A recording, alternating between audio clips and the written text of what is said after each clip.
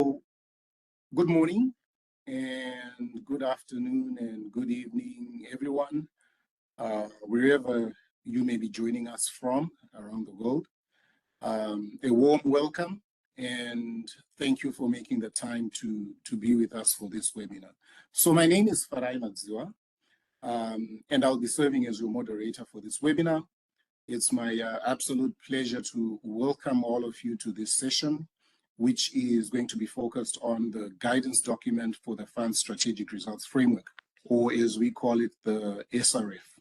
So the guidance document marks an important step in how the Fund implements its SRF, and we want to provide guidance really to strengthen how the Fund, through implementing entities, ultimately tracks, ultimately communicates, and also learns from the results of the projects and programs that we support.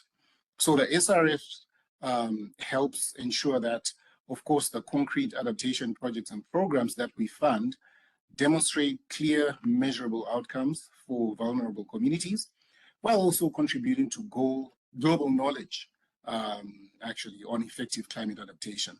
So, today's discussion is really all about the new guidance document, which is being developed and is being developed to help all the implementing entities, our designated authorities, our project teams, better understand how to apply the SRF in practice. And this webinar, of course, is a space for learning, clarification, and dialogue. We want to talk to you openly on how this guidance that we're providing is accurate, how it's relevant, and sufficient for your needs. So a few words on webinar etiquette before we dive in. To ensure that we have a smooth and productive session for everyone, I'd like to just ask that we keep all our microphones muted unless you're invited to speak. And this just helps us manage background noise for all participants. If you have a question or comment, please use the chat or Q&A function, which is at the bottom of your screen, and we'll be actively monitoring it throughout the session. We have a dedicated team that will be responding to your questions on time. You can also raise your hand by clicking on the hand icon, also at the bottom of the screen, and we will give you the floor, at which point you can unmute yourself, you can turn on your video so that we see you, and you can take the floor. Please feel free when you do type into the chat box to also include your name and organization when you submit questions in the chat. This just helps us put the question into context or take the question into context, and it helps our dedicated team. It helps them respond more directly to you. Simultaneous interpretation is available in French and Spanish. You can access interpretation by selecting the appropriate language channel in the interpretation settings. They're located at the bottom left of your screen. And then the session is also being recorded. We will share the link to this webinar with all the registered participants after the webinar, and we'll also share a summary of the webinar proceedings via a report. All of this will post on the website. We strongly, of course, encourage you to engage actively. Your questions, your reflections, and practical experiences are extremely valuable. I think in the invitation we mentioned that it would be good to have, especially teams from the M&E units and portfolio monitoring units. So please feel free to interact not only with the speakers, but also in general with the Adaptation Fund team. As I mentioned, we have a team in the background who will be very active on the chat, and we are all here to support all of you, as our partners or implementing entities in applying this guidance effectively. So without further ado, we'll get started. But, before calling on the first speaker, I just want to find out if Neha, who's the team lead for our results, impacts, and knowledge team, or, as we call it, the RIC team, if you would like to say a few words before the first speaker. Thanks so much, Farai. I just wanted to welcome everybody and say how excited we are to be sharing this guidance with you. It's been developed with a lot of deep thought, consideration for the reality on the ground and the flexibility that you need for implementing a results framework. So we're really excited to be sharing this draft guidance with you, and we really want to develop this in collaboration with you. So we'll be bringing up a few areas for discussion. And as Farai was saying, your proactive input will help us make sure that it's relevant to all of the work that you're doing. So with that, I think we can get started. Thanks, Neha. So with that, maybe I'll call up one of our first speaker, Martina, and I'll ask each of our speakers to introduce themselves. I know usually, the moderator introduces each speaker, but I think it would be nice that you hear from them directly, and then, you can see their faces and they can talk about themselves. So Martina, over to you. Thank you, Farai. I hope you can hear me well. Good morning, good afternoon, and good evening to all the implementing entities. My name is Martina Dorigo, and I'm Portfolio Management Coordinator with the Adaptation Fund. Let's start this presentation. If Jin Yang can help me to share it on the screen. Thank you. This presentation is divided into 5 main sections. We will start with providing you with a background on why we proceeded with revising the strategic results framework, then walking you through what is changing in practice specifically. We will talk about the SRF rollout process, so how to practically apply the revised SRF.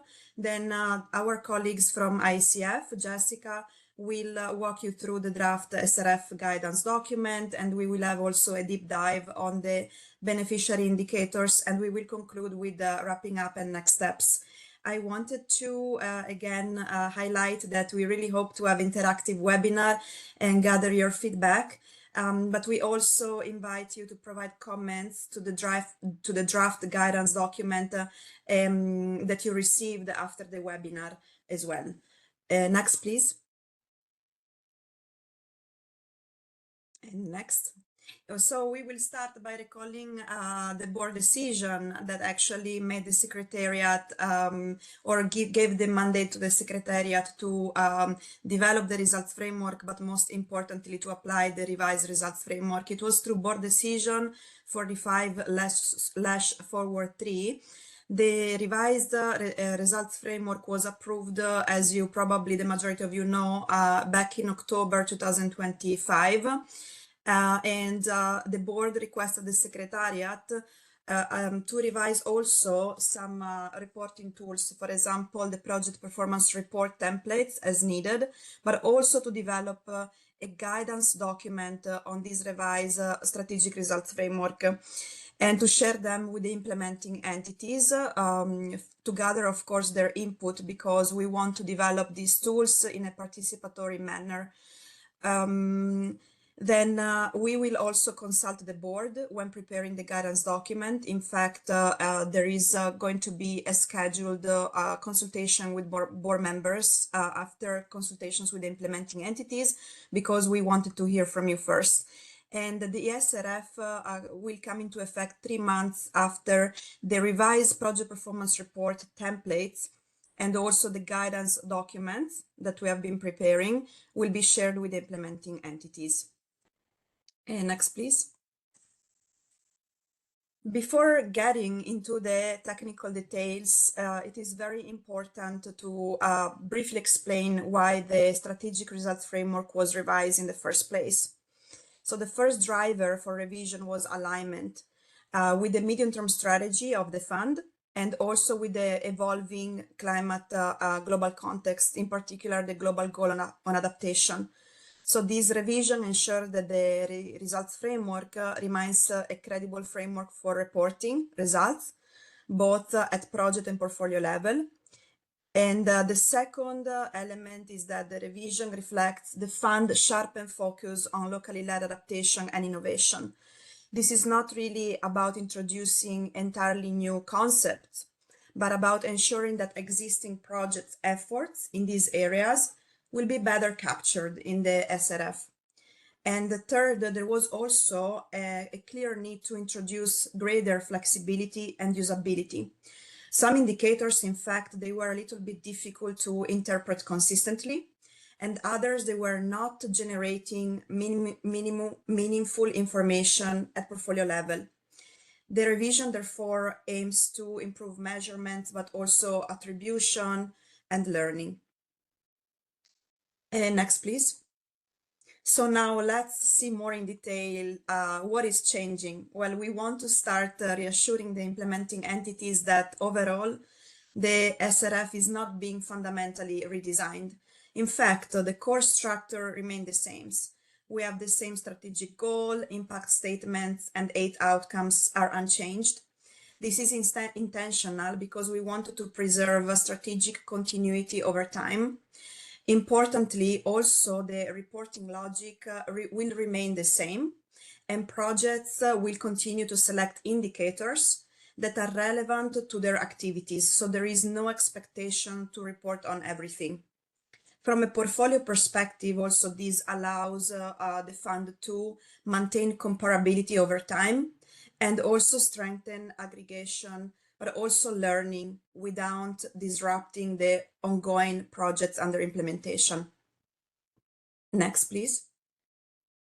So we can say that the revised SRF is an improved version of the previous one. It is less burdensome. The number of indicators now decreased to enhance focus on quality rather than quantity, and to provide greater clarity on the indicators themselves. So we are passing from 33 to 27 indicators. At the same time, we are increasing the core indicators from 5 to 6. It is in a way easier to apply because, as mentioned before, it provides more clarity in wording. We also removed indicators where we were not really getting any meaningful information, or that also were duplicated or redundant. We have new indicators for locally led adaptation and innovation. It also retains flexibility. Flexibility remains a central concept. So we have expanded disaggregation, which supports also different country contexts, while still allowing aggregation at portfolio level. So this is a very important element to take into account. And then also this revised strategic results framework supports better alignment between your project-specific results framework and the fund level one. So in the end, if we have a stronger reporting framework, this provides a basis for also to have more learning generated from project results. Next, please. Now, these slides shows examples on how specific core indicators were revised rather than introducing entirely new ones. So you can see also here that we wanted to preserve strategic continuity rather than essentially having a more revolutionary approach in changing things. So in most cases, the changes aim to make the indicator language more explicit. What previously was implicit, now it is made more clear.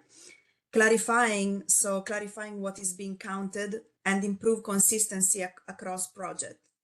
For example, the beneficiary indicator, as you can see, the wording of the revised score indicator is the same, but now this indicator comes with greater guidance on disaggregation. And IFC colleague Jessica will then walk you through and improve measurement and disaggregation for beneficiaries indicator.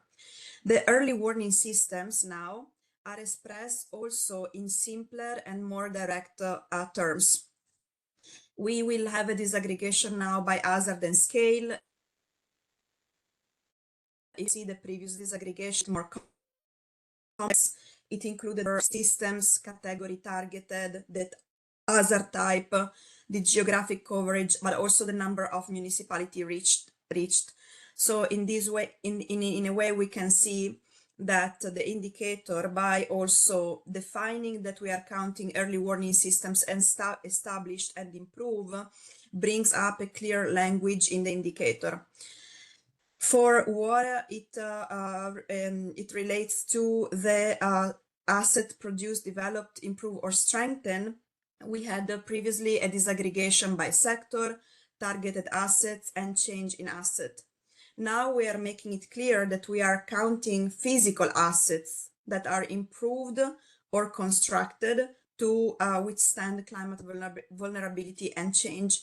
The unit of measurement is going to be in linear kilometers, infrastructure, point, and sector. So here we can see a different unit of measurement. This is essentially the main change. Next, please. Next slide, please. We provide here additional examples on core indicator revisions. A key point to highlight here is that there is a shift towards clearer units of measurement. For instance, tracking households rather than abstract income changes and using concrete ecosystem categories aligned with broader adaptation frameworks. The inclusion of policy, strategies, and plans as a core indicator reflects an existing practice under the previous output indicator, but now this is elevated to a core impact level indicator for improved visibility. For the last core indicator, the policies strategies, we already used to gather important information for the portfolio, and we used to provide aggregated results on it. But now we made it explicitly in the list of the core indicators of the fund. Overall, these changes, as you can see, are intended to reduce ambiguity and instead support a more consistent interpretation of these core indicators across the implementing entities. Next, please. So now this slide illustrates how the revision play at outcome level and output level, and we wanted to use concrete examples. We didn't go through all the 8 strategic outcome areas, but we just mentioned the most important changes under some strategic areas. For outcome 1, for example, now, as you can see, we are separating the early warning systems from people covered because we have now in the revised SRF two output indicators, and one, of course, is a core indicator, which is the early warning systems established and improves. So this allows the fund to better reflect 2 elements, the infrastructure element, but also the human reach. And this aligns very well with global reporting initiatives such as the early warning systems for all. For outcome 2, the indicator now has been refocused to better capture locally led adaptation by emphasizing local organization receiving support. So we are shifting from calculating targeted institution benefiting from enhanced direct access and direct access modality, which is a funding modality, to essentially local organizations that are receiving direct support and funding under the local-led adaptation modality, which encompasses the direct access and enhanced direct access finance modality. In outcome 3, one output indicator was removed because we thought it was overly prescriptive and did not reflect the diversity of approaches used by projects. The output indicator was the number of technical committees and associations that were formed to ensure a transfer of knowledge. So this approach for sure is not the only one, meaningful one, under a project to ensure dissemination of knowledge. So this one was removed. Next, please. Now, a key theme here, and we proceeding with providing you some examples of key changes across outcome. A key theme here is that the underlying essentially nature of the revision is to have a better alignment indicator wording and the level of results also being measured. For instance, if we see outcome 6, the outcome under outcome 6, we used to have an outcome indicator that was measuring the percentage of households and communities having more secure access to livelihood assets, and that was disaggregated by household number and female-headed ones. Now the outcome indicator, the revised one, is focusing on people adopting, improve, or new climate resilience livelihood practices. And we are tracking the number of people disaggregated by gender. So this refinement on the indicator wording better capture an outcome level change, because having access is not the same as adopting climate resilient livelihood practices, which is more an impact at outcome level. If we go to the outcome 4, revision to physical assets indicator in outcome 4 supports stronger quantitative aggregation. In fact, previously the core indicator 4.1, it was essentially tracking assets produced, developed, improved, or strengthened, which had to be disaggregated by sector, the targeted asset, but also the change in asset. The change in asset was bringing up a more qualitative and subjective way of tracking, because the implementing entities, they had to define whether the change in asset was not improved to fully improved. With the new disaggregation required, which is actually solely quantitative, because we will be having a disaggregation by kilometers of linear infrastructure and the number of point infrastructure and by sector, will allow to essentially shift away from this subjective interpretation. In the case of the policy indicators under outcome 7, the change largely formalizes existing reporting practice while improving consistency at fund level. As mentioned before, now we have a specific conversion to the indicator to a fund core impact indicator, on which actually we have always been collecting information. So here we don't have any change. It's just that the indicator, the previous indicator, is now part of the core impact indicators, of the 6 core impact indicators of the adaptation fund. And next, please.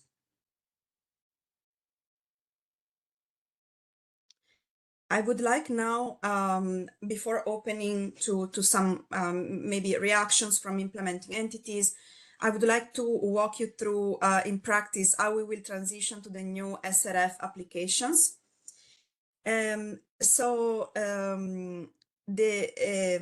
These slides explain how the transition will work in practice, also for projects that are already under implementation and are still submitting PPRs.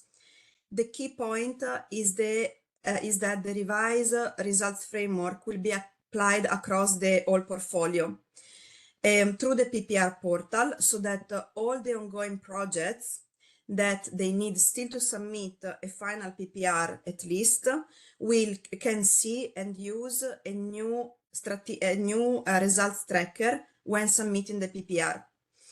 Because of course the result tracker will need to be revised to essentially reflect and incorporate the changes of the revised results framework. At the same time, we are aiming for streamlined reporting requirements, and projects will stop reporting on indicators that are no longer part of the revised SRF. And this is made specifically to reduce reporting burden. I also want to emphasize that this transition does not mean that we need to re-baselining, or there is no need to change the original baseline values or retrofit, so modify indicators if data are not available.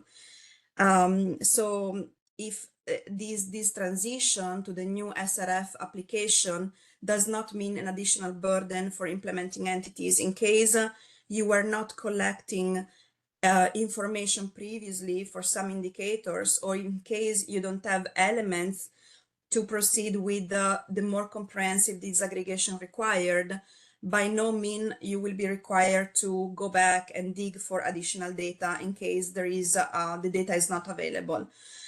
So it's more is more like a flexible approach in implementing the application of the revised SRF. And in fact, the intention is to be context sensitive and to proceed with a progressive alignment, recognizing the differences in country context also and data availability. We don't want to add an additional burden in your reporting requirements.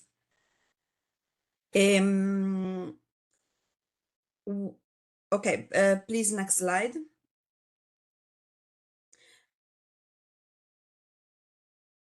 Slides highlights a few principles behind the transition approach, especially on disaggregation, but also the portfolio consistency in reporting.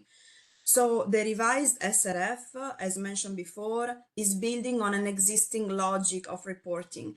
Additional disaggregation does not introduce new conceptual requirements, but rather it makes it clear and explicit what was implicit before in the current reporting and portfolio analysis, because we are providing better wording, improved clarity on indicators.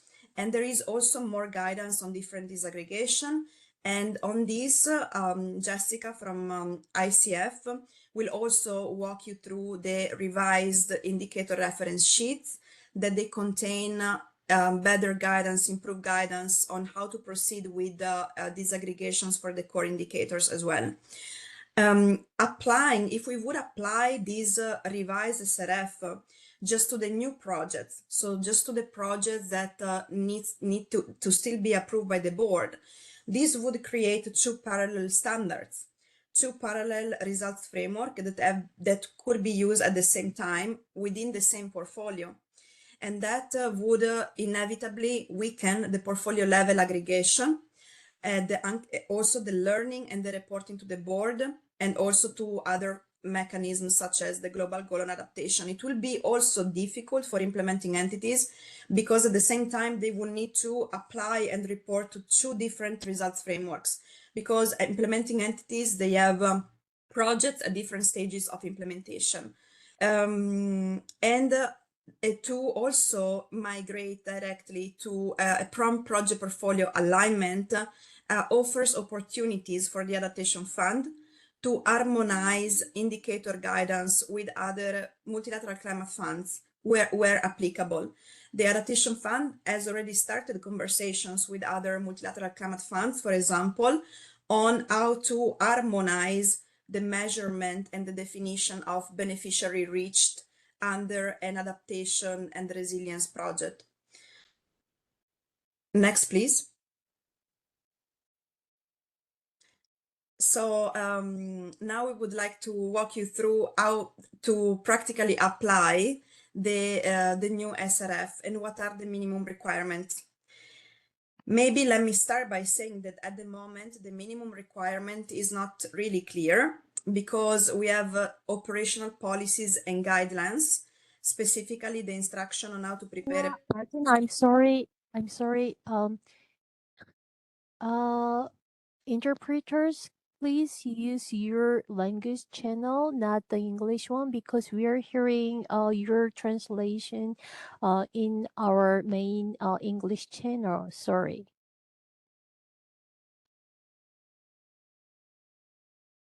Can I proceed? Let me check. I'm going to French channel.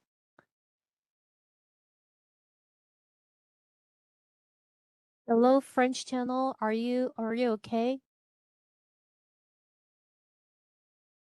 Okay. And then I'm going to Spanish channel. Hello. Yeah, I am hearing you in Spanish channel. So please use the language channel, not the main one. Thank you. Sorry, I think Martina, you can go on, but can you go back to a little bit, like kind of 1 minute before? Yes, please. Do you want me to repeat the previous slide?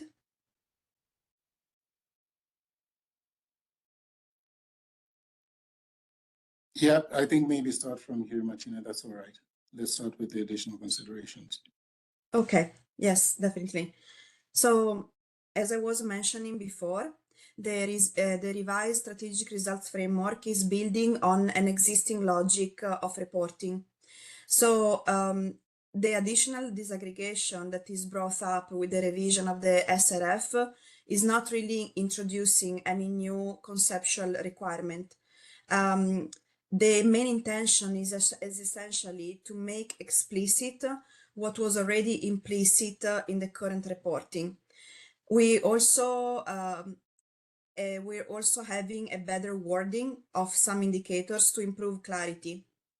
And I was mentioning that on this, there is also more guidance on different disaggregation. Jessica from ICF will after walk you through revised indicator reference sheets where that contain improved guidance on how to disaggregate the core impact indicators, among others. And it is a preferred approach, of course, to apply directly in a gradual manner, having a gradual transition, the revised SRF, because we will avoid having two parallel reporting system and standards in place for the same portfolio. It would be very challenging for implementing entities that have a portfolio of different projects under specific stages of implementation, because they would need to approval or implementation, they would need to apply to different frameworks, and that would create confusion. But at the same time, also for the secretariat and the fund level, this would weaken portfolio level aggregation and learning and reporting towards the board, for example. Finally, a prompt transition to a revised SRF will create more opportunities to engage and create cooperation among all the multilateral climate funds. Also, the other multilateral climate funds, they are now working on their corporate results framework, strategic results framework. So it provides a very good opportunity for us to do joint work, as we have been starting to do for the indicator on beneficiaries, to have an harmonized definition of the indicator, but also harmonize measurement and guidance for its measurement. Next slide, please. So I wanted to walk you through practically how to apply some sections of the revised results framework and what are the minimum requirements.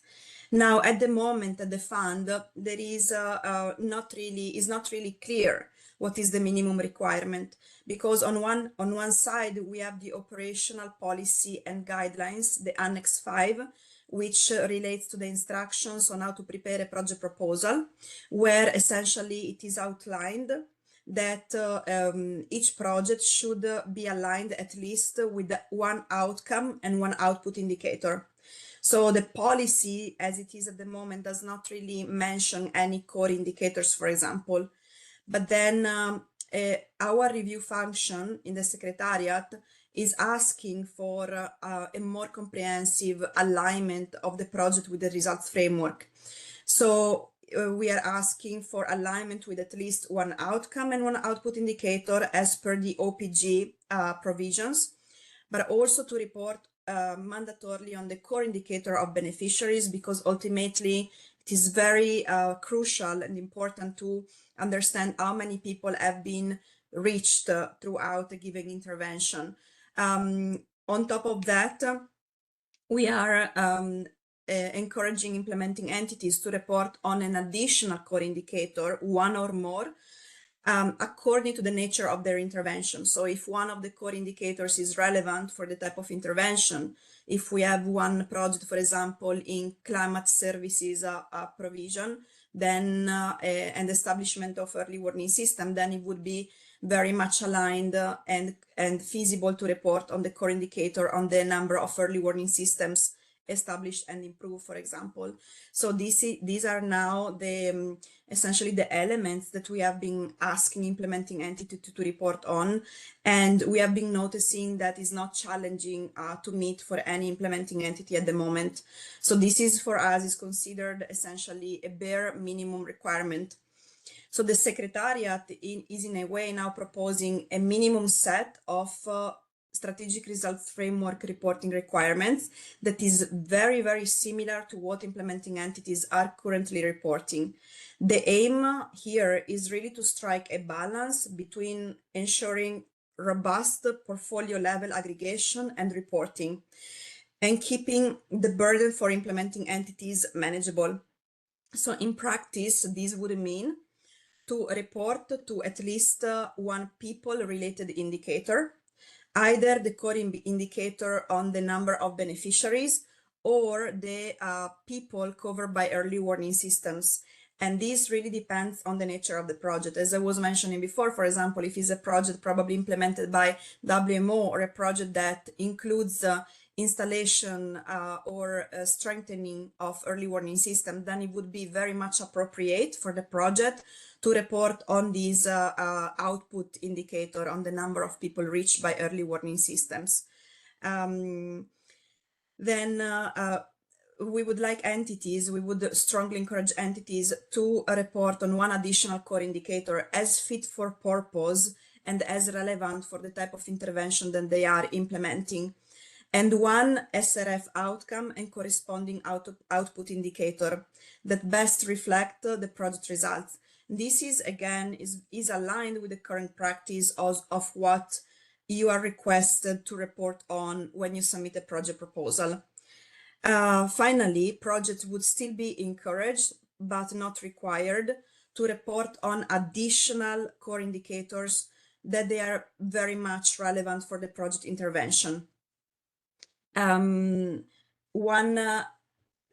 element to consider is that if a project is aligned to one strategic outcome of the fund level results framework, which includes one core impact indicator, we would expect that the implementing entity also report on the core indicator itself. Again, this is now mandatory, strongly suggested to improve portfolio level, to have more meaningful and rich portfolio level analysis as well. So at this point, we really would like to hear from you if this minimum requirement that we explained, if you feel that is reasonable and achievable across different type of projects. Also, is the distinction between what is required versus encouraged clear enough from an implementing entity perspective? And would this approach support your internal project monitoring, or does it create confusion or duplication? So we would like to hear from you if you can share any concrete examples from your own projects. This is just to highlight an open element of the guidance. This is why you see the highlighted test here, because the final text is not really defined. It really depends on the feedback that we will hear and gather today from all of you. So I would probably now open a few minutes for discussion to hear your feedback on this first set of questions. Thank you, Martina. So anyone who wishes to take the floor, you can raise your hand or type in the chat box. Thoughts? I know Martina went through quite a comprehensive information and shared quite a lot, but any thoughts, immediate thoughts that come to your mind, particularly regarding the two questions she has posed at the end? What you think of the changes? Right, there's a hand that's up. Oh yeah, sure. I don't see the hands from my end, so thanks for that. Please go ahead and take the floor. You can unmute yourself. Go ahead. Yes, hi everyone. This is Neha Rai from ISI Mode. We are one of the regional implementing entities based in Nepal. I just had a question around the outcome 6 indicator, which is on livelihood. So the change from access to adoption. So all other indicators seem quite good. They're simplified, they're well organized, the measurement has become easier, more explanatory, disaggregated. However, this particular indicator has a shift of focus from access to adoption, which means that now there would be a need for either doing a household survey or a beneficiary analysis to confirm the behavior of practice change, or a proxy indicator of administrative data or participation in livelihood programs or membership in producer groups. So I know you mentioned that there wouldn't be any additional burden with these changes, but naturally some of the indicators would mean increase in the methodology or the approach that we use or the way it is collected. So it'll be good to understand the level of change needed from the implementing entity to do these kind of analysis. The second thing was, I think this the point that we had on indicators around natural assets protected and rehabilitated, which were then disaggregated by land, marine, coastal. I think that's a great idea to do it. But I was wondering what was the rationale for choosing only those 5 categories, because in the IPCC classification, you also have the terrestrial ecosystems and the mountains as quite an important fragility criteria. So it'll be good to reflect on whether you would take the IPCC classification or the now new GGGA classification. And I think that's it. But one of the things I wanted to applaud was that Adaptation Fund has been a front runner for many things, but great job in aligning with GGGA so early on. Thank you.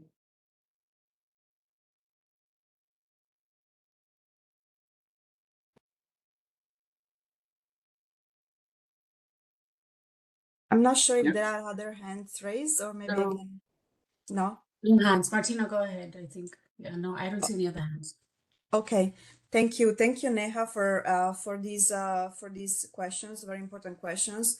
So you were mentioning the revisions to the outcome indicator 6.1 and the shift from essentially the percentage of households having more secure access to livelihoods to now number of people that are adopting improved or new climate resilient livelihoods practices. So first of all, I want again to highlight that if a project under implementation was currently reporting on the indicator 6.1, and if there are challenges in collecting data for the new disaggregation or the new indicator, then entities are not really required to do that, because again, the migration to the revised SRF needs to have a gradual process. However, the nature of the revisions were made because to count the number of people adopting new improved livelihoods is in a way easier to measure and aggregate than the increase in households and improvement level as per the current PPR, because now we are just essentially capturing a percentage of households that have more secure access to livelihoods.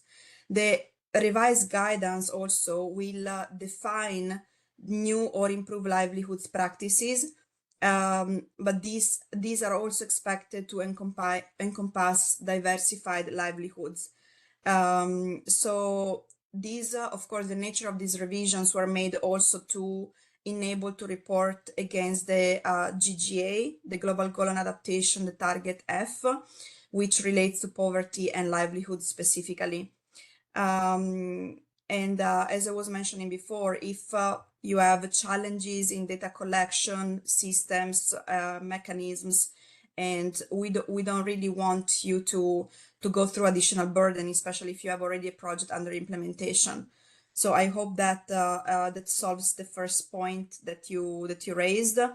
For what it concerns the core indicator of ecosystems and natural resources brought under protection, restoration, and improved management, you mentioned the categories, not of disaggregation, that now we have disaggregation by land, marine, coastal, cultural heritage areas. So these categories, they are consistent also with the similar indicators in the GCF integrated management framework, the NDB common approach, but also the GEF and DCF framework. Ecosystems and natural resources, you know, they are inclusive, as mentioned, of terrestrial, inland water, but also mountain, marine, and coastal areas. And this is consistent also with the global goal on adaptation, the target D on ecosystems. So we also, of course, when we did these revisions, we were trying also to align as much as possible and relevant with the global goal on adaptation terminology as well. So I hope also this answer to your question. And please, colleagues, feel free to jump in if you want to complement. Yeah, Jess's hand is up. So maybe Jess, you want to come in? Yeah, sure. Just wanted to raise 1 or 2 points also in response to those very good questions from Neha at ICIMOD. On the livelihood indicator, I just wanted to raise that another option could be to remap to a different indicator. Now there's an output indicator 6.1 that's people receiving targeted support for livelihoods. So if you're measuring access or participation or membership in groups, administrative data, that might be a really nice map for an indicator like that. And so you could just remap for your reporting. And I did just want to raise for the disaggregation by the resource areas that in the table, in the guidance note, I think the areas map really nicely to what you were describing, Neha. They are the same as the GGA. So it does include terrestrial, mountain, coastal. We actually also include cultural heritage areas to be able to report against that GGA thematic sector. Yeah, thanks. Any other question? Please note you can also type in the chat, and you can actually type in French and Spanish if you wish. I see Angela, Neha, and Jessica, just to mention, your hands are still up. So if you're not going to take the floor again, you can lower them. Angela, you want to take the floor?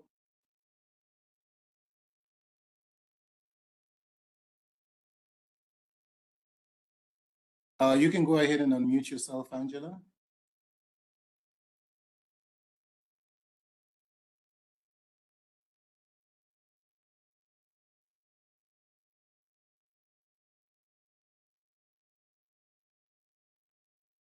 So it's either you're speaking and we can't hear you, but I do see that your hand is up and still raised, Angela. Perhaps while you are doing that, I'm just quickly checking the chat to see if we have any feedback. So there's one question in the chat. Well, Angela, if you manage to unmute yourself, please go ahead and just take the floor. But there's a question here: do all indicators need to be filled in for all projects? That's the one question in the chat. I don't know if Martina, Neha, you want to respond to that? Sure, I can take that one. And we're really looking for, so that the answer to that is no, not all indicators need to be filled in for all projects. We have a minimum requirement, and we strongly encourage indicators that are relevant to your project to be the ones that you're filling in.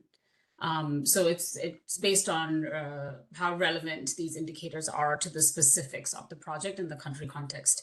But in relation to that question, we're very eager to hear from the IEs this minimum requirement that we put up on the slide here, because we think it's quite basic in the sense but foundational for us to report at the portfolio level. So Martina walked through the minimum requirement in terms of the core indicators and aligning with at least one outcome area and one output of that outcome area. So does this seem reasonable to the IEs? Would this be difficult to implement?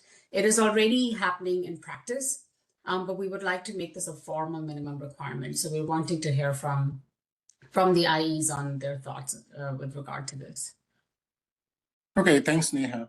And maybe in response to your question, Angela, I see you've unmuted yourself.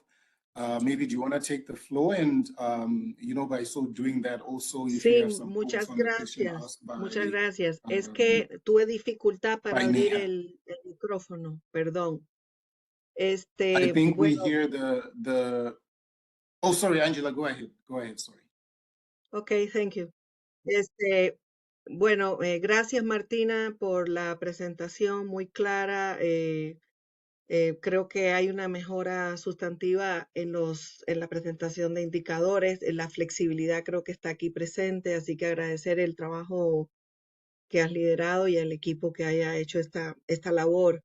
Sí me gustaría tener muy claro, así como muy claro, los proyectos que ya están en ejecución, cómo asumimos esta transición del macro resultados estratégicos, porque no me queda del todo claro. Es decir, hay algunos, es decir, mantenemos los indicadores que teníamos, vamos cambiando los indicadores, es decir, esa parte de los proyectos que ya están en ejecución, como los que tenemos de escalar acá en Costa Rica, ¿cómo manejamos estos cambios? Y la otra pregunta es, si te puedes referir un poquito de manera más concreta al indicador que tiene que ver con los ingresos. En un webinar pasado habíamos hablado de que eso era información a veces un poco sensible para poder obtener de los beneficiarios, y yo creo que sí lo están asumiendo también, pero me gustaría que explicaras el alcance del cambio o de la modalidad que hicieron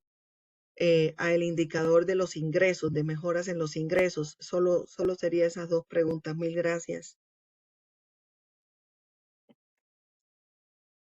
Thank you, Angela, for your questions. First of all, let me answer about how to practically apply the new SRF for projects under implementation. As I was mentioning before, the application needs to happen in gradual terms. It's not like a sudden, essentially, change. And what we would be asking implementing entities, what is the preferred approach for the Secretariat and the fund, would be that the projects that are under implementation, those that they still need to submit some PPRs to us. Why do we need the PPR element? Because ultimately is in the PPR that you would report essentially alignment and progress on a fund level indicators, no? In the results, the alignment of the results framework is contained in the results tracker. So we would like at least projects that they need to submit one or more PPRs to align with the new SRF. You would need to do like a mapping and see your current indicators that you have in the project, in the strategic, in the alignment table with the strategic results framework, where they are best mapped with the new indicators. As I was mentioning before, the changes are not substantial. So in most cases, you will have just maybe a rewarding of an indicator for improved clarity. So in that sense, to migrate to the new SRF won't be burdensome, won't imply any additional challenges. However, I want to again highlight that you will not be required to go back to your previous set of indicators and to change the baseline or to change the indicator itself, the project-specific indicator. This is not really what we want you to do, because we don't want to create additional work. So it's really to do a mapping and to see where your current indicators, they're best fit. As the example provided by Jessica, for example, before, no, that she was saying that the outcome indicator, the outcome indicator, I think 6, it could be better placed under another indicator within the same outcome. So this is the type of work that we would like you to do. It's not really a revolution. It doesn't imply additional work. I hope I answered the question. And for the indicator on the change in increase in income or avoided decrease in income, as you rightly say, Angela, this indicator, as it was previously framed in the old result framework, it was very difficult for implementing entities to align to it, and it brought up some sensitivities because it is very difficult to go in a country, in particular country settings, and ask questions about the income type, the income level, the variation in income. So purposely to avoid these sensitivities and these challenges, we now are essentially just tracking the number of households which have an increased income. So we don't want to have more information on the income level change, the percentage change, and the income type, but more the number of household. And of course, we want to retain the element of female-headed households, no? Because we want to have also a perspective on how much of these households are female-headed. So I hope also this answered the second question you had.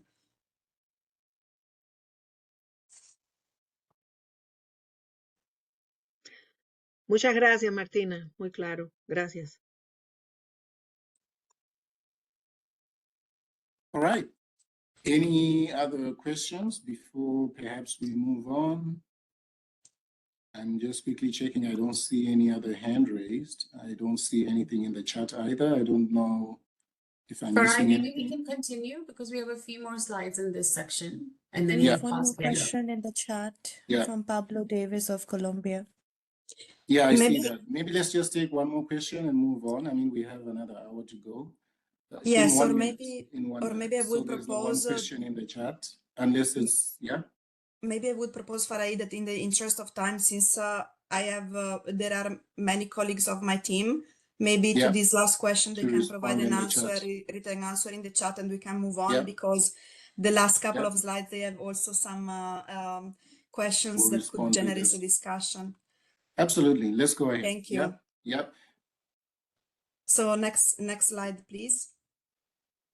Now we would like to hear your feedback again on how to apply the SRF, but more in terms of reporting frequency. So now under the current approach, the SRF strategic result framework indicators are reported, as you know, when you submit the first PPR. When you first submit the first PPR, you need to report on baseline values and also the expected target by project completion. Then you need to provide the progress by midterm. So when essentially you, if applicable to the project, you need to do the midterm evaluation and you reach the midpoint of implementation, you would provide us with the progress. And then at project completion. So project completion, you would report ultimately on the achieved results by project completion. So we are now exploring whether there is value in shifting to annual reporting for some of the strategic results framework indicators. For example, the number of beneficiaries, or also selected output level indicators that we know might also change incrementally over time. The intention again is not to add additional burden, but to really understand how a more granular reporting could improve learning and portfolio level analysis, but also to better reflect our adaptation results they could materialize during project implementation. So we really would like to welcome your views on particular points, particular questions. If you can tell us, should the adaptation fund shift to annual reporting for all or for some of the strategic results framework indicators? For example, the number of beneficiaries or some output level indicators, would there be an added value? Or do you think that annual reporting would be too burdensome for you as entities, or maybe not useful at all? And yes, we would like to receive your inputs on this question.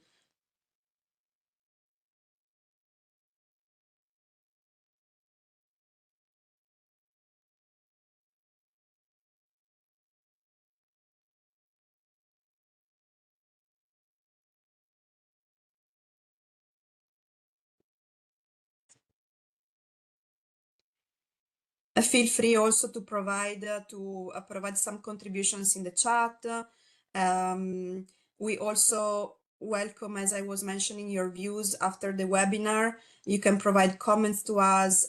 You will have this presentation shared, so you can have also more time to reflect on these important questions and provide us feedback.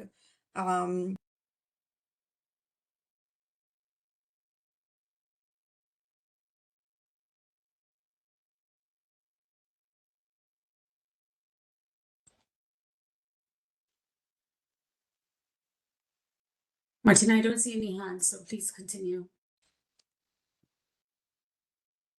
Okay, then lastly, next slide, please. Lastly, the other element of application of the new results framework is how to align the project-specific results with the corporate or fund level results framework. Probably many of you are familiar with this table. This is the alignment table template that is included in the project proposals when you submit a project proposal for funding. And first, we would like to have your feedback on the terminology used. Currently, as you see from this table, the project objectives, your project specific objectives, they need to be mapped to fund level outcomes. So we have an alignment of objective to fund level outcome, and the project outcomes, they need to be aligned to fund level outputs. So we have heard from some implementing entities, but also we see from project reviews that this type of alignment and different level could be confusing, especially when explaining results framework also to national counterparts, for example. The Secretariat would therefore propose to eventually align the terminology so that project outcomes can be mapped to fund outcomes and project outputs to fund level outputs. So this would probably eliminate the level of confusion. So we would like to hear your views on this. If the existing terminology is confusing, so given that these essentially different level of alignment, does this create confusion to have a mapping of objectives to outcomes and outcomes to outputs? Should the adaptation fund instead retain the current approach of mapping project-specific indicators to SRF indicators? Or should it be useful for implementing entities also to include some strategic results framework indicators in the project results framework? So this is another area that we would like to explore with you, because sometimes the project-specific results framework does not talk fully to the fund level strategic results framework. So would it be useful to include some of these fund level results framework indicators into the project-specific one? And lastly, we would like to know if the adaptation fund should include to provide more guidance to the implementing entities when they need to submit a project proposal for funding, and we should include a standard log frame template in the document for preparing a project to be submitted to the adaptation fund board. Because we are saying that because we see that the project-specific results framework, they are not really consistent, and probably having more guidance on a specific table to be followed, specific information to be embedded and included in the project-specific results framework.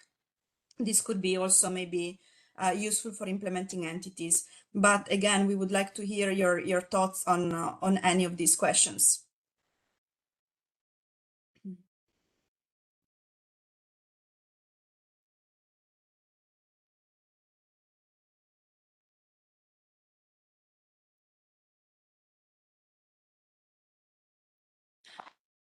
Any thoughts, questions, comments? I see Angela, I think it's an old hand though. So Yeah, any thoughts on the slide? I wanted to come in on Neha's Oh, it is a comment. new, oh, sorry. I thought that was Angela speaking. Go ahead, Neha. I wanted to come in on Neha's question in the chat because Neha, it's a good one. That annual reporting for some of these, it's on the previous slide, Martina, but the annual reporting on some of these beneficiary, especially the beneficiaries indicator and some of the others is very difficult to do. And that's of course understandable, which is why it's been difficult for us as well to decide whether to have this annual reporting or less frequent. The challenge from the portfolio level side is that we still have to report on portfolio level indicators on an annual basis to our board and in our annual report and in other platforms. So what that means is because we don't collect this information annually, we underestimate or underreport some of these core indicators. Because we don't collect that information on an annual basis. So it's a judgment call. That's why we were seeking input from the IEs on this specific question, because there are pros and cons to both. But of course, we understand that doesn't make sense or it's not possible. At the same time, when it's possible, it's good to have these numbers because we still have to report on an annual basis. Neha, I don't know if you have any, if you'd like to unmute and share your thoughts on this point. No, I think this is quite clear. It's probably more sensible to report by the implementing entities also so that you can report to the board. Maybe in the methodology, there could be a way to define beneficiary in the first year versus beneficiary in the fourth year so that it can maybe a staggered method or like outcome stages method, which can be used to define beneficiaries. As in year one, of course, the beneficiary number would be quite small or it may not even exist. So maybe it's a methodological question to decipher while you're working on this SRF improvement. Thank you for that. Thank you very much, and that's a good suggestion that you've made. We do have a separate slides on just that beneficiaries indicator, so maybe we'll bring this up again then. But thanks, Neha, for the question and the suggestion.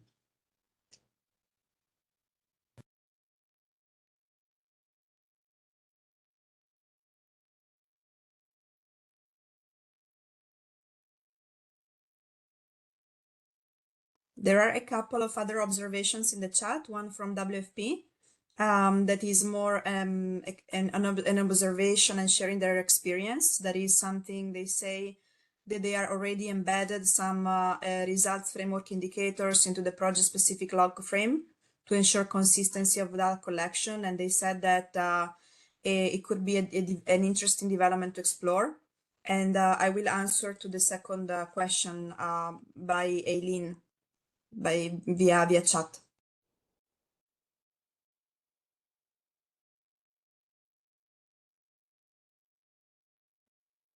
Any other questions, thoughts, comments before we move on?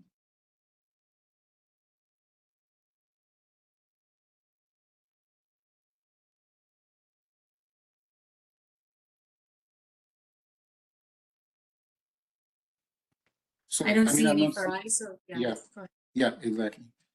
Thanks. So maybe we should move on to the next slide and go ahead, please, Martina. Actually, now is you're done with the presentation, right? So maybe we'll call upon Jessica. And Jessica, maybe if you can start by just introducing yourself and then over to you. Take it away. Yeah, thanks, Farai. Good morning, good afternoon, good evening, everyone. I'm Jessica Kyle. I've popped my head into this conversation already, but I'm leading the consultancy team that has been supporting the RIC team here in revising the SRF and the associated guidance. So I'm going to walk you through that updated guidance if you haven't had a chance to look through it yet, just kind of orient you. And then we're going to do a little bit of a deep dive, as Martina already alluded, to the number of beneficiaries indicator, walk through kind of what has changed and really what hasn't changed.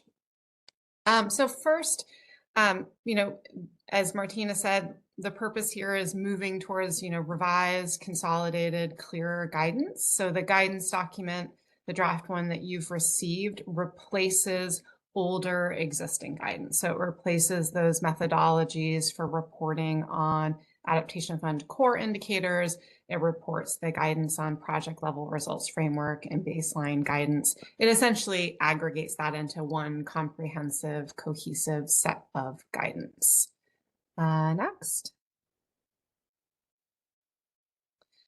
So just a quick run through of the overview of the guidance document. The first chapter just has an introduction to the guidance document, a roadmap of where to find information, hyperlinks, just making it really easy for folks to navigate and get directly to what you're looking for within that guidance document. The second chapter provides an overview of the SRF. So this is describing the Adaptation Fund's overall approach to results-based management. It's where you would find, common introductions to terminology like activities, outputs, outcomes, impacts, just establishing that common foundation. This is also where you would find that revised SRF table that's in the board-approved document with the expected results by the strategic outcome areas and also the associated indicators. And then in chapter 3, this is really the guidance on how do you apply the SRF in design and in implementation. So it includes those minimum requirements for using the SRF that Martina was just walking you through, overview of roles and responsibilities for the Secretariat and for IEs in applying the SRF, and then, how to use the SRF during project design, developing a project level results framework that aligns with the SRF, developing project specific indicators, selecting your SRF indicators, identifying baselines and targets, planning and budgeting for M&E, these types of common activities during the design stage. And then there's a section on how to use the SRF during implementation. So how do IEs report on those SRF indicators, with what frequency, how you can use this data for your own project level adaptive management. And lastly, a new section on how the Secretariat uses this SRF data to help establish a common understanding of the purpose and the use of this reported data for the fund and for other stakeholders. And then we really get into the to the details here with chapter 4, which is the indicator reference sheet. So there's an indicator reference sheet, of course, for the beneficiaries, number of beneficiaries indicator. And then the rest of the indicators are grouped by strategic outcome with those core indicators embedded in them and a nice little hyperlink, roadmap up front for you to be able to navigate.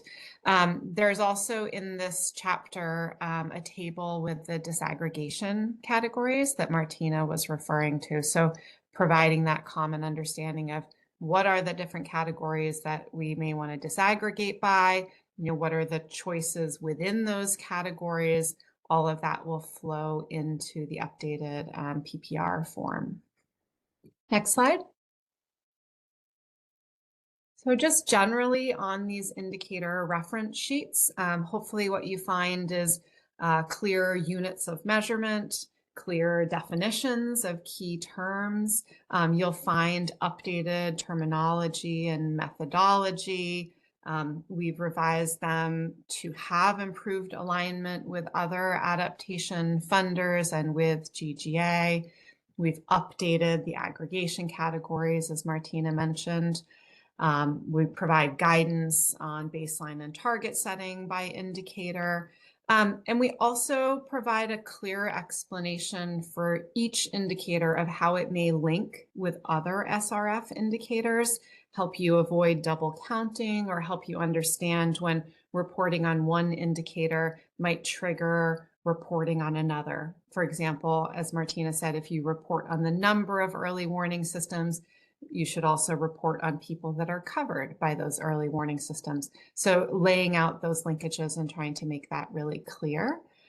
Martina has already highlighted some of the notable changes to the indicators. The headline here is that there aren't a huge number, but we did want to touch on a few of those notable changes here just to help guide you in your own review. The early warning system, the EWS indicators, they now reference Sendai and early warning for all frameworks and methodologies. The previous indicator guidance had been developed before those frameworks even existed, and so now those methodologies are grounded in those existing frameworks. Those should likely align with what countries and entities are already doing, and so hopefully just sets a clearer common foundation. The physical asset core indicator that Martina also mentioned before, it was kind of a combined indicator with physical assets and development services. Those have now been separated out for clarity. So if you're reporting on development services, you have a separate indicator. That's 4.1.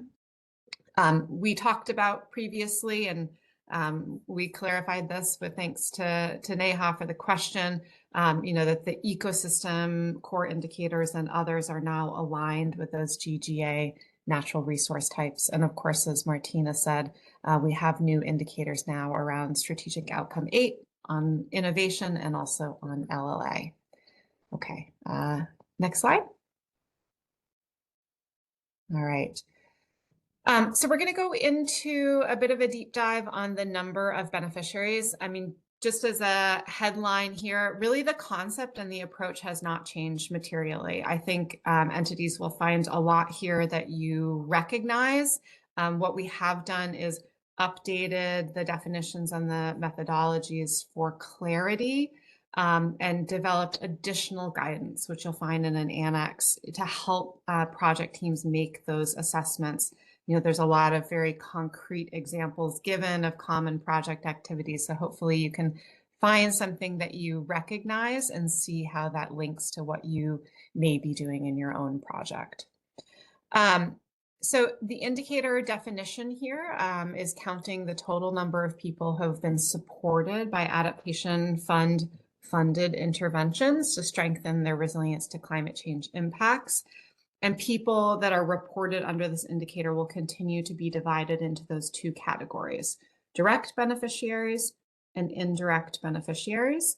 And whether people are counted as direct or indirect will continue to be determined based on the targeting and the intensity of the support provided. So essentially, the Adaptation Fund is retaining this principles-based approach, using the principles of targeting and the principle of intensity to distinguish between direct and indirect beneficiaries. This is a considered choice that reflects, the context specificity of adaptation, recognizes that what might be very intense in one context is not very intense in another context. And also recognizes that, very rules-based, rigid definition of what is high intensity, what is low intensity, is probably not going to serve us very well moving forward. We have constant advancements and innovations, and we don't want to sort of draw those lines too strictly. So we're expecting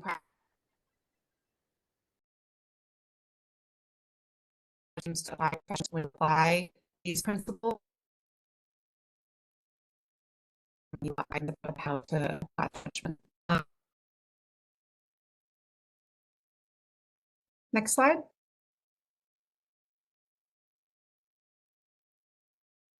Okay, so briefly, the targeting definition. Targeted support is the intentional assistance of a project to people who are first explicitly identified by the project, and secondly, are aware they're receiving the support or use the specific resources provided by the project. You could imagine a community asset like a borehole that communities are using. It's a binary decision.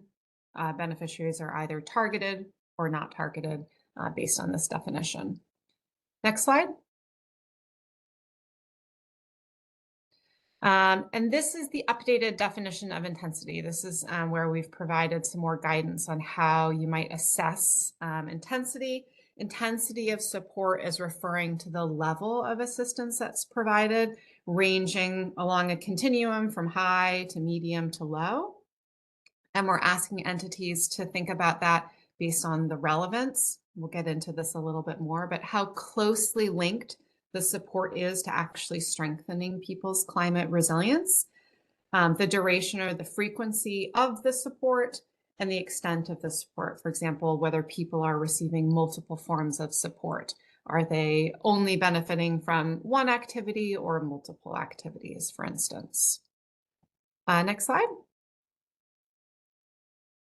So this is just a sort of graphic rubric of how you will be determining whether a beneficiary is direct or indirect or not counted based on the application of these principles. This doesn't change from before. In previous guidance, direct beneficiaries were those that were targeted and high intensity. That remains. Indirect was targeted and medium intensity, or not targeted and medium intensity. We've expanded that to say if it's high intensity support, but it's not targeted, again, you can count those as indirect beneficiaries. And this also clarifies the category that would not be reported as beneficiaries. So those that are essentially receiving low intensity support, regardless of whether it is targeted. Next slide. So a little bit more about assessing intensity, because there is professional judgment that's going to have to be applied here. We're offering sort of a set of questions, and in the more detailed guidance, questions that project teams may want to consider as they're assessing, these different dimensions of intensity. So first, how closely linked is the project to supporting project support to strengthening people's climate resilience? In the project intervention logic, is the support directly contributing to strengthening people's climate resilience? Or are there a few logical steps, a few changes that would need to happen before the project activity would actually contribute to strengthening people's climate resilience? So you think about the duration and the frequency of support, on one end of that continuum, maybe the project support is actively maintained over the project lifetime. Maybe it even has a sustained effect. Or on the other end of the spectrum, is it very short or one-off activity? Thinking about those kinds of considerations as you think about a duration and frequency dimension. And lastly, are people receiving multiple forms of support? So as I said before, in many projects, people are actually supported by multiple adaptation activities. They might have access to an improved physical or a natural asset at the same time that they're receiving capacity building support, or they're being covered by an early warning system, or maybe they get access to financing. So thinking about, is this more intense because there's more that people are benefiting from, or is this sort of a single activity, less intense type of support? A rule of thumb that we want to share is that support that generates an outcome for people should generally be counted as high intensity. So that means, some type of project support that's going to generate a change in people's knowledge or practice or behaviors. Usually something at an outcome level is going to be measured through a survey or a focus group or some other kind of consultative method. So we've made this clear in the guidance and in the indicator reference sheets, but generally, if a project is reporting on a people-related outcome, like we talked about the outcome around livelihoods, people adopting improved or new climate resilient livelihood practices, if you're reporting on that indicator, those people would also be counted and reported as direct beneficiaries. So the annex to this guidance has examples of many types of common project support across many different sectors and types of projects, and provides practical examples of how you might think about intensity, how you might think about targeting, and therefore how you may characterize the beneficiaries as a result. Next slide. We did want to give a special mention to guidance on beneficiaries that have been supported through early warning systems or climate information systems, because this is a change in the approach that the Adaptation Fund is planning to take. It's a change that is aimed at trying to ensure that the Adaptation Fund continues to capture this very important area of adaptation results. And balancing that against inflated beneficiary metrics. There have been cases, for example, where projects count entire national or even multinational populations, and also some challenges associated with double counting, especially as the multilateral climate funds, start to jointly report across their portfolios, increased risk that that those funds may be double counting entire national populations. So trying to avoid that type of outcome. So the guidance here is that people that are covered by new or improved early warning systems will be counted under their own indicator. There's an output indicator 1.2b. That will be a very important one for the fund, but they will not be counted moving forward as direct or indirect beneficiaries under this core indicator number of beneficiaries. That is a change, and so just want to highlight that there are exceptions to this. For example, if people are receiving multiple types of project support, as I mentioned before, maybe they're having access to a new climate resilient physical asset, maybe they're receiving capacity building support, and they're also getting covered by a new early or improved early warning system. In that case, given the multiplicity of support, they might be counted as direct or indirect beneficiaries, depending on how the project team makes its targeting and intensity assessment. The second exception here is at the outcome level. So there's an indicator 1 that counts people that are using early warning system information to change their behavior. That's typically something that needs to be measured through surveys or other consultative methods. If you're demonstrating that, that level of change at that outcome level, that would be counted as a direct beneficiary using that outcome equals direct rule of thumb that I mentioned on the previous slide. Next. All right, just a few more methodology notes here, and then I think that wraps me up. We did want to note, that this beneficiary indicator applies to all activities under the project. And as I've said a few times now, projects often support beneficiaries through multiple different resilience-focused activities. And so what that means in practice is that projects may actually need to use more than one project-specific indicator to capture the total number of beneficiaries from that project.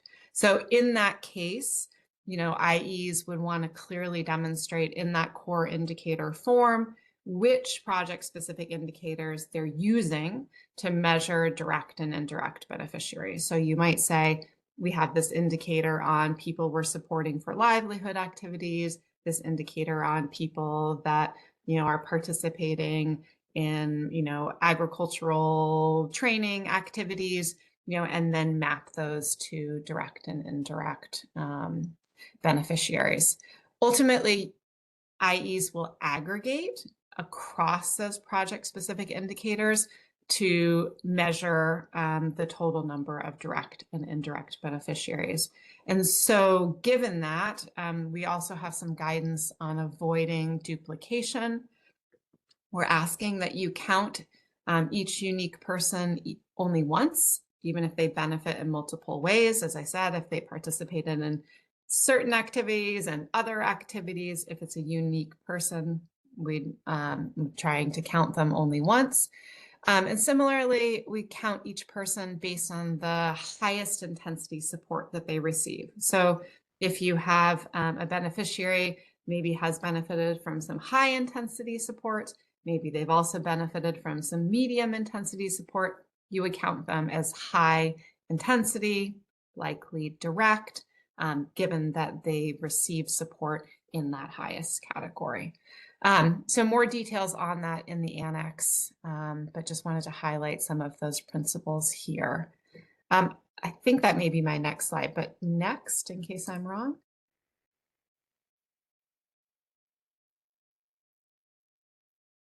Oh. Next slide. I think it goes to next step. So I think probably here's a good moment to pause and take some feedback before we go to these final wrap up. And I wanted to check, is everybody seeing the next step slide, or is everybody still seeing the previous one? We had to transfer the host to me, so I'm trying to figure out how to move the slides. We see the next step slides now. You see the next step slides? Yes. Okay, great. But we'll pause before we do next steps for questions. So let's take a few questions or comments on the presentation that Jess made, highlighting. Jess, I'm not sure you mentioned that the work we're doing with the other funds on this indicator as well. So I might take a minute to mention that as you're thinking through any comments or questions. We're really excited because this work that Jess just shared with you on the number of beneficiaries was done in collaboration with the 5 biggest multilateral climate funds. So it was done in collaboration with the GCF, with the GEF, with the FRLD, with us and the Climate Investment Funds, the CIF. So all 5 funds are working to align their methodological guidance on number of beneficiaries from adaptation projects. And we hope that in the long run, medium run, what this leads to is, again, less burden on the implementing entities that have projects with multiple funds, because you will be assessing this indicator and others going forward in the same way.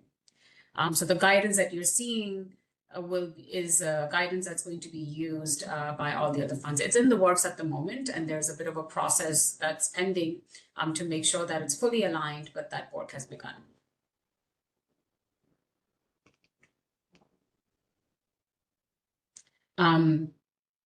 Were there any questions on the number of beneficiaries indicator or any broad comments on the guidance document and the components of it, its structure? Before we go to next steps, I just wanted to open up for any questions related to the guidance document at large.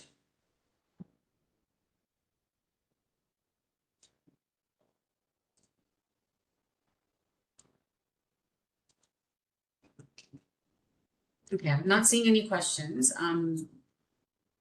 So I will then walk through next steps. Jess, was there anything else you wanted to share on the previous part before I share next steps? Neha, I see Angela Gonzalez raise her hand. Yes, is that a legacy hand or is that a new hand, Angela?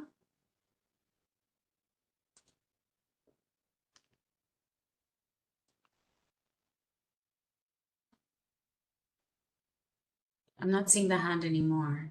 Yeah, I think it's raised. Yeah, unraised. Okay, so I was seeing there was an older hand there. Okay, so moving on to next steps.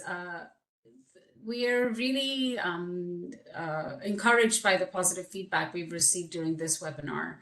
So even if you want to put in chat that the structure looks fine for the guidance document, the level of detail is good. So even if it's positive, it's good for us to know that we're heading in the right direction for this and this work will be useful to you.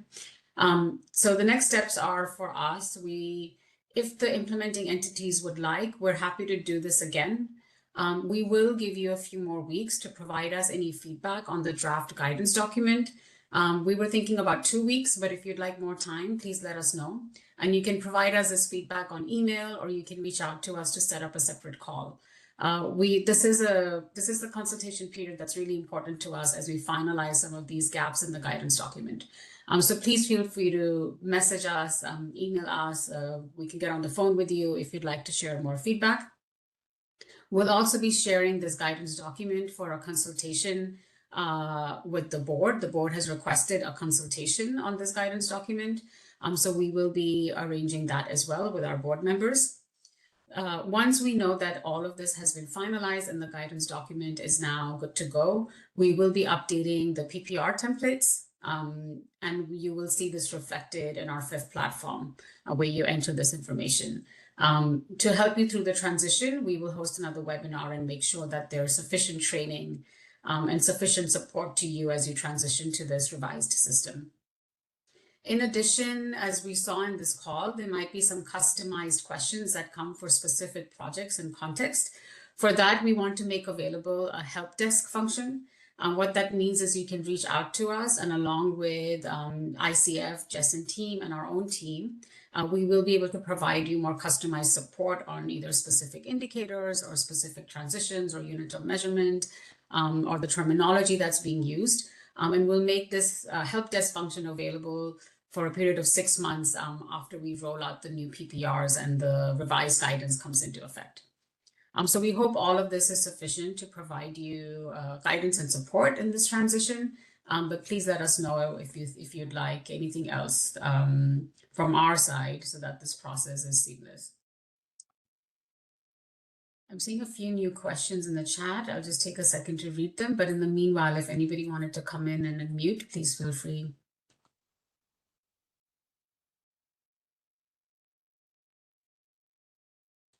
The estimated date for the revised PPR template, I don't have a specific date in mind, but we're hoping, let me just look at, if we can finish the consultations and any feedback by the end of March, we should have the revised template by mid-April. So in another, I'd say 4 to 6 weeks, we will have the revised templates for the PPR.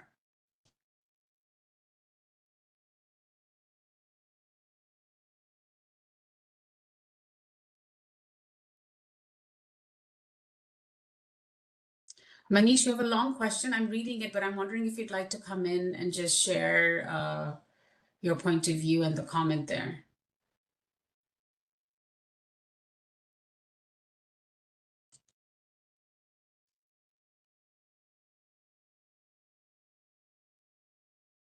Yes, can you hear me? Yes, I can hear you. Okay. Yeah, and my question is more about, that, because based on, the your presentation, because I am just trying to link it with, our own system, because we have our, the Statistics Bureau here in our country. And even, that if we are not planning to, I think, implement some projects, because, that in some cases, there are some, multiple donors, funded projects as well. But particularly in that case, what could be the, because we are just talking about, the duplication and everything. So, and also we are just trying to avoid double counting. So what will happen particularly in that case? My question is, about, just trying to link, with the advertisement fund requirements with our own, system within our country. And is your current system quite different to what we're proposing? Not quite different, because, that we are just talking about, that they're just we are just using different indicators, particularly in our case. So that's why, based on the requirements of the different funding agencies, so how can we just to try to make develop a kind of synergy among different funding agencies, and also trying to align with all those different indicators, particularly in our case. It's great to know it's not so far apart. So hopefully that helps with that first part of your question. I don't think we currently have guidance on what happens when there are multiple donors, but we see all of this as contribution analysis. It's very difficult to get to direct attribution. However, that distinction between indirect and direct also helps with this question. So the more we're certain of that direct contribution, high intensity, well-targeted, we're able to say with more confidence that these are direct beneficiaries of these projects. And where there's a bit more uncertainty, they can go into the indirect category. But this is an area that we haven't provided very specific guidance, and we can add that. Okay. Jess, is there something you'd like to add on that question? Oh, yeah, no, thanks. It's a really important question. I think on the disaggregation part of it, Manish, I think for the disaggregation categories for the number of beneficiaries, I think direct and indirect and by sex are remaining the same. There's the idea of overlaying into that vulnerable groups, and I think you'll find in the guidance that there are some suggested categories, but we understand that countries self-determine and self-define those categories. So there's also flexibility built in on that piece. I think for the contribution question and the possibility of double counting here, just as Neha said, this idea of really assessing the intensity of that support, the targeting of that support is likely to lead you to a smaller group of people, not large geographical statistical areas. And so that may also, help in avoiding some of that double counting. But it's very helpful feedback. We can think more about how we reflect that in the guidance. Yeah, thanks. Thank you. Thank you very much. There was a question on new project proposals. And this is one of those questions that we have to think through in this transition period. So our recommendation is for new project proposals to use the new guidance document that is in current draft form already. Based on this webinar already, we can tell that on the technical guidance, we don't see a lot of changes coming. However, in 2 weeks' time, once we've given you a bit more additional time to absorb the technical details and get back to us, we'll be able to say this with more certainty. But we do recommend that new project proposals start using the new guidance and the new SRF. Oh, sorry, not the new SRF, but the revised SRF.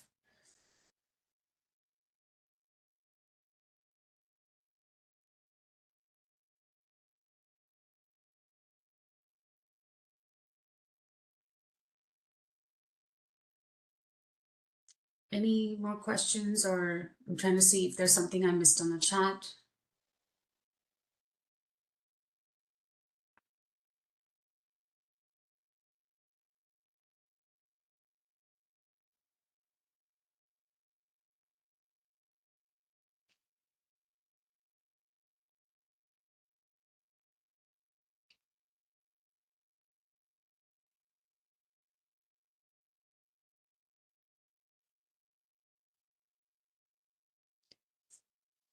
I'm not seeing anything that we haven't answered.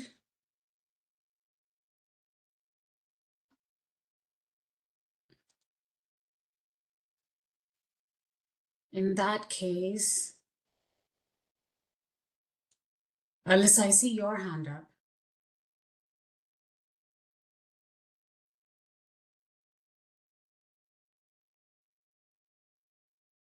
Alyssa?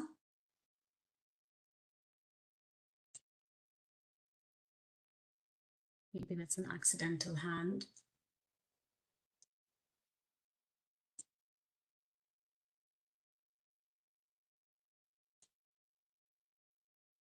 I'm not seeing any more questions or any comments in the chat, so it seems as I think we could, oh, not accidental. Alyssa, I'm not able to hear you though.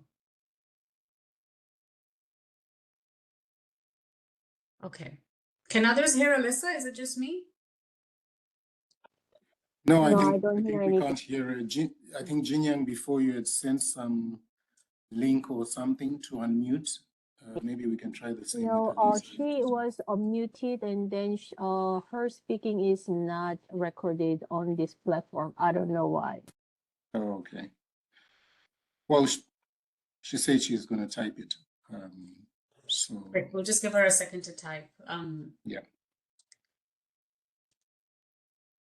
But in the meanwhile, I'm not seeing any other hand or any question. Let's see.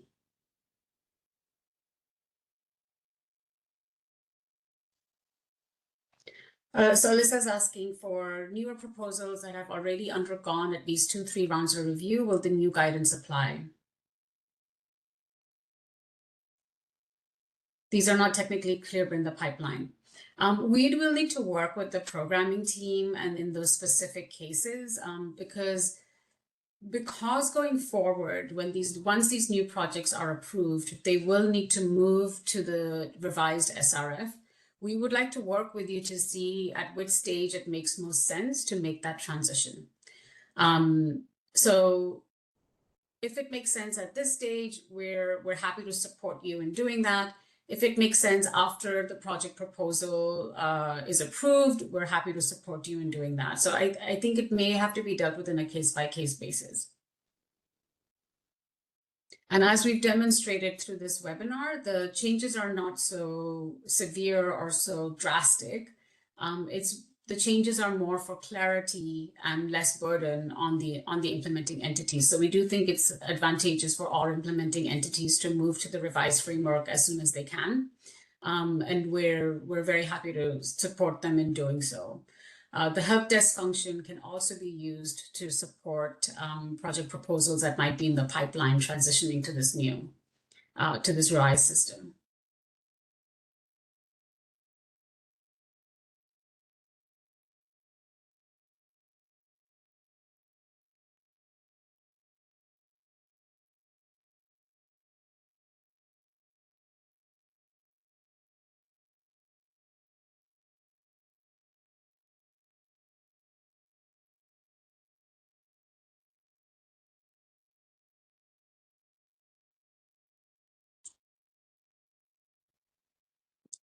Okay, I'm not seeing any other questions or any further hands raised. So maybe then Farai, over to you for closing.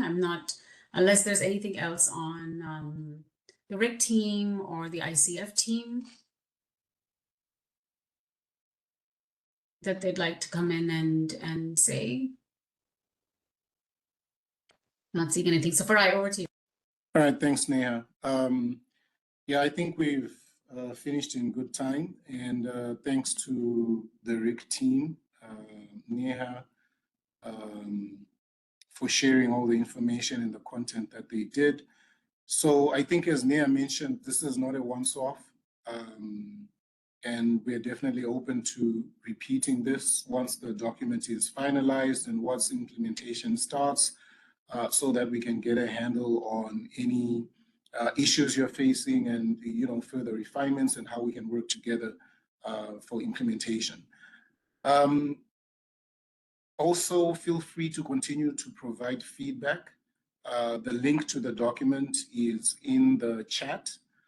Is also in the notification that you received for the webinar.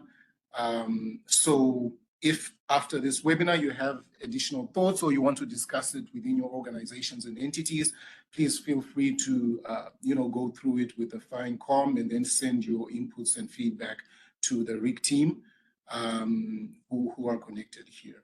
But I think with that, we'll close the webinar. And just a word of thanks actually to Jinyang, Ishani, and all the other AF staff working at the back end, to the interpreters, and of course, thank you all to the participants for taking the time actually to participate in this. And we look forward to continued engagement.